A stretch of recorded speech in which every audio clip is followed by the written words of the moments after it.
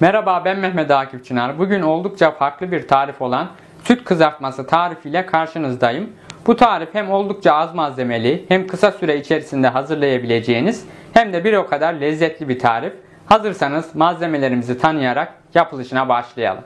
Bu tarifimizin 3 ana malzemesi var. Süt, şeker ve mısır nişastası. Ben lezzetlendirmek için bir miktar tarçın ve biraz da limon kabuğu rendesi kullanacağım. Portakal kabuğu rendesi de kullanarak lezzetlendirebilirsiniz. İlk önce tüm malzemelerimi küçük bir tencerenin içerisine ekliyorum. 1 su bardağı süt, çeyrek su bardağı toz şeker ve çeyrek su bardağı nişasta. 3 ana malzememizi ekledikten sonra isteğe bağlı bir miktar tarçın ve bir miktar da limon kabuğu rendesi ekliyorum. Ve şimdi ocağın başına geçebiliriz. Ocağın altını açmadan tüm malzemeleri iyice karıştırıyoruz. Tüm malzemelerimizi iyice karıştırdıktan sonra ocağımızın altını orta ateşte açıyoruz. Ve koyulaşana kadar sürekli karıştırıyoruz. Sütümüz istediğimiz kıvama geldi. Kıvamının bu şekilde olması gerekiyor. Bu kıvama geldikten sonra ocağımızın altını kapatabiliriz. Şimdi de nişasta ile koyu bir şekilde hazırladığımız sütü ona uygun cam bir kasenin içerisine bir miktar sıvı yağ ekleyerek bir kağıt havlu veya bir fırça ile her tarafını yağlıyoruz.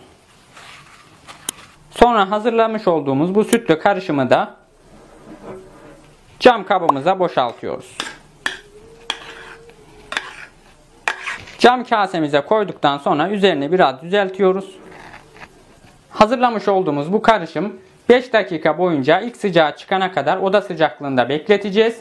Ardından 2 saat boyunca buzdolabında bekletip kızartma işlemine başlayacağız. 2 saatin sonunda sütlü karışımımız oldukça katılaştı. Altını yağladığımız için hızlı bir şekilde kaptan ayrılıyor. Bir kesme tahtasının üzerine koyup dilediğimiz boyutlarda muhallebiyi dilimlere ayırıyoruz.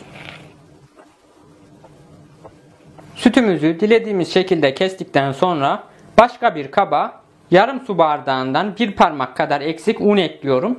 Kullandığım su bardağı 200 mililitrelik su bardaklarından. Unu ekledikten sonra üzerine yarım su bardağı su ekliyorum. Ve 2 yemek kaşığı toz şeker ekleyerek iyice karıştırıyorum. Un ile yaptığımız karışımın kıvamı bu şekilde. Şimdi ise yaptığımız bu süt parçacıklarını ilk önce bu harcımıza, ardından ekmek kırıntısına atıp her tarafını iyice ekmek kırıntısı ile kaplıyoruz. Tüm parçalarımızı bu şekilde hazırlıyoruz. Şimdi süt dilimlerimizi kızartmaya başlayabiliriz. Sıvı yağ önceden ısıttım. Isınmış yağ süt dilimlerimi ekliyorum.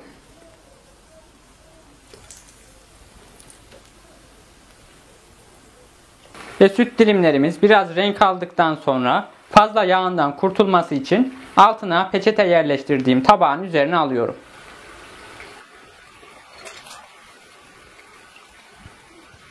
Kızarmış sütlerim hazır. Şöyle 2 tanesinin sesini de dinletmek istiyorum. Dışı çıtır çıtır, içi yumuşacık.